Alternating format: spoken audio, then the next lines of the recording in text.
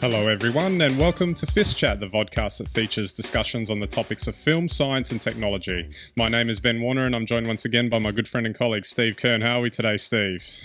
I'm good, thanks, Ben. Hello, FiST Chat fans. It's nice to be here, and I'm looking forward to going and seeing the movie Gravity very shortly. Absolutely. We'll have a bit of a quick discussion because it's on that today because it's certainly captured the public's imagination and it's been a very successful film so far.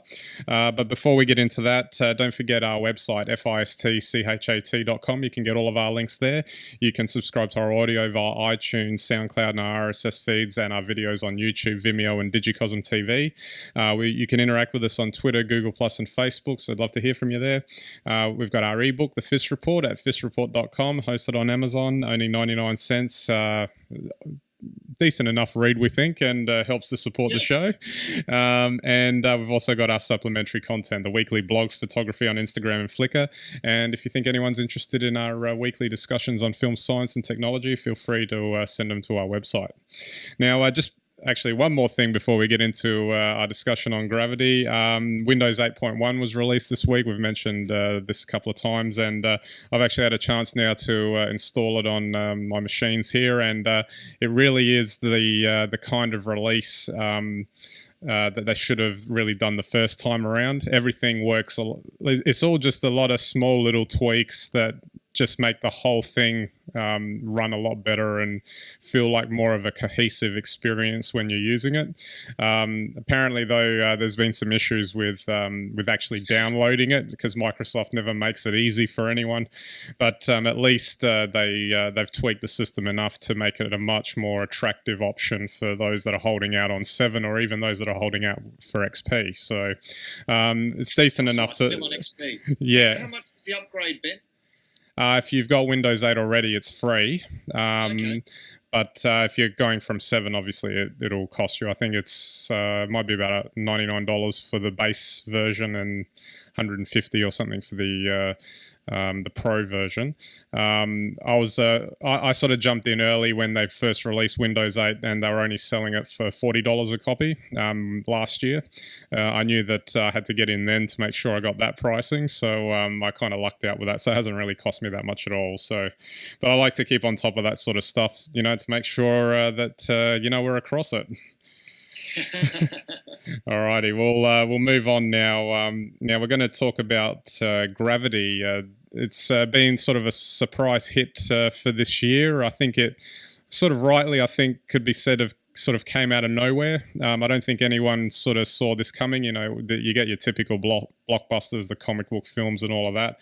This one's just sort of popped up and really captured the public's imagination. And it's not hard to see why. I went to see it last week, and the thing that sort of really got me in terms of what this film does is that it really shows how dangerous space is. I don't think there's been another film that has done that successfully, and we'll talk about some of the accuracies and inaccuracies a bit later, but if nothing else, this film really deserves kudos for that, because there are astronauts that feel free to tell people that go see this film, because it's sort of like it's a lot like what we had to experience, if not all of the dilemmas that Sandra Bullock and George Clooney have to face in the film.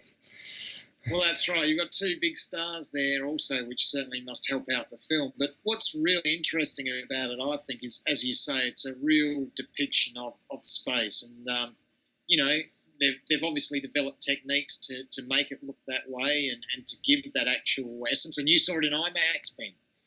No, I saw it in a traditional 2D cinema, but my recommendation would be to see it in IMAX, because it would probably give you the feeling of being out there. They really do a spectacular job of the photography. Now, obviously, there's a lot of CG used, but it was quoted, the director, if I get his pronunciation of his name right, Alfonso Cuaron, the director, was saying that he was aiming for it to look like an IMAX documentary, and in many ways it really does look like that. Wow. Yeah, I mean it must be amazing. I've seen the trailers for it, and I knew I wanted to see it straight away. Great topic too. Lots of drama out there in space, and it was only a few weeks ago. I think we were talking about Luca Parmitano, the Italian European Space Agency astronaut who, on his mission, had his helmet fill up during an extravehicular activity, and only just made it back inside before drowning, or almost drowning. So, and a lot of drama. Yeah, and that's the really good thing about this film is that, that's an example of a real life, sort of disastrous situation that an astronaut might face. Now, obviously, for Hollywood purposes, it's taken to the nth degree in gravity, but you do get that sense of just how if one little thing goes wrong, they're in a lot of trouble up there. Well, it's interesting, because in getting all excited about this, I did a bit of research into some of the more notable spacewalks over the last 40 years. And one thing that happened was Skylab. I don't know if anyone remembers. It was the Americans' first sort of long-term satellite space station, which they put up in the 1970s. And it actually went wrong at launch and got damaged. And they sent 3 astronauts up to fix it sometime later. They were up in space for 12 days. The inside of Skylab was around 70 degrees Celsius because it didn't actually have its heat shield up. They had to put basically a big umbrella out there, and they had to try and deploy the solar panels as well. And I didn't know this, but these guys, 2 of them were out there trying to, because the panel was frozen with ice in place. Yeah. They were using this big stick to try and unfurl the panel, and it gave way and opened up unexpectedly, throwing the 2 of them into space. And all that stopped them from being lost was their tethers. So, I mean, I'm surprised that stories like this we don't hear more about. Although I guess maybe for NASA that's a bit embarrassing. Yeah, exactly. But, that's actually a good point because that idea of being tethered to all the equipment, and you just realize just how important that is when when they're up there, because obviously there's a very, very, very tense scene at the beginning where they become untethered from the shuttle, and because they're doing some repair work, and basically they're out there, they're spinning around, and there's nowhere for them to go, and that was a level of I wasn't quite expecting that level of tension from a film like this in that sense, but if that's why I keep saying to people that when I recommend for them to go see it, if you want to get a sense of what danger is in space, then that's what it gives you. But I mean, if we have a look at some of the, there's been some naysayers and whatnot that have picked apart some of the scientific inaccuracies in it. Like, for example, Sandra Bullock's hair doesn't float because it's 0G, it's meant to be floating. There's some issues, not wanting to spoil it, but essentially they have to move from one location to another 2 or 3 times in this film, and apparently that's not possible because they're in different orbits. Which isn't possible with the equipment that they have.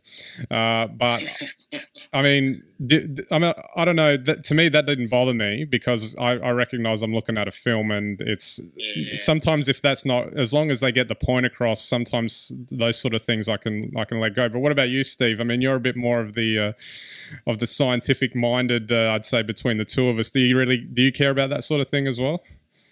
I do, but I'm like you. It's whether or not you can suspend disbelief. I mean, I think in this, they've obviously, by the sounds of it, done a fantastic job. It sounds like Hollywood filmmaking at its best. And, sometimes, for those who may or may not have written scripts out there, or written stories, you've got to do things like, as you said, you have to use a script device. To make the story happen, to make it a good film. So maybe they could have added realism, and it would have been quite a boring film. Well, basically, if it was realistic, it would have only gone 15 minutes when they died. Yeah, that's right. If it was realistic, they probably wouldn't have made it out of there. And just quickly, well, we've got a few more minutes left. I was just wanting to discuss some of the technical aspects of the filmmaking as well.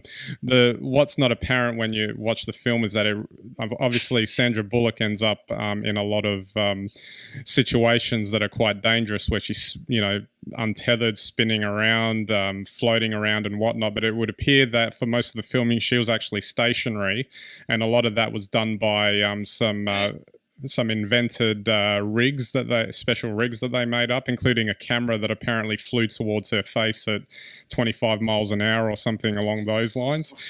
And that's really amazing, because at no point do you ever think that she's stationary in that film. So, and that's what I think you were mentioning, it's Hollywood filmmaking at its best, where they make it completely believable and what they do. And to that, they deserve to be commended. Yeah, well, I mean, it sounds fantastic, especially if they're actually moving the camera rather than her. I mean, that's just such an interesting technique. And it sounds like they've really, invested a lot in it. I mean, I have chuckled about this film because I can't believe that you get two big stars like that and then force them to wear helmets the whole way through the film. but I'm looking forward to going and seeing it, that's for sure. Absolutely. And the other thing too worth mentioning is that the film opens with a uninterrupted 20-minute take, which was also a very interesting, quite fascinating sort of thing to watch.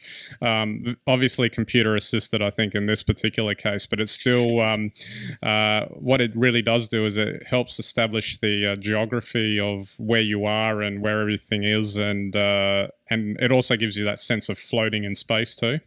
And it's just, I mean, I can't sort of speak enough, of saying, like, technically it's a fantastic film. It also delivers a good point. Really they should be making more films like this. But, from what I've seen, they're more few and far between these days. Yeah, unfortunately so. But, it sounds great. I mean, especially to get a great cast. And, to go to the efforts to make something like this and to make it real. And you would hope that, maybe it does give people a little bit of an appreciation of just how dangerous it is up in space. Absolutely. All right, Steve, we might wrap it up there. So thanks again for the chat. Anytime. I'm going to go off and see that film sometime shortly. Absolutely. All right, we're actually going to be recording 2 episodes. Probably should have said that at the outset. So this one obviously will be what you're watching now, and the one that we'll be screening next week will be one that we're filming now. So it's all good because we're not free next week, but we'll always have a FiST chat available to you, hopefully each week in and out. So, but we'll be back in a few minutes, I guess, maybe another week later from your perspective. So, but that's it for this episode. We'll catch you for the next one.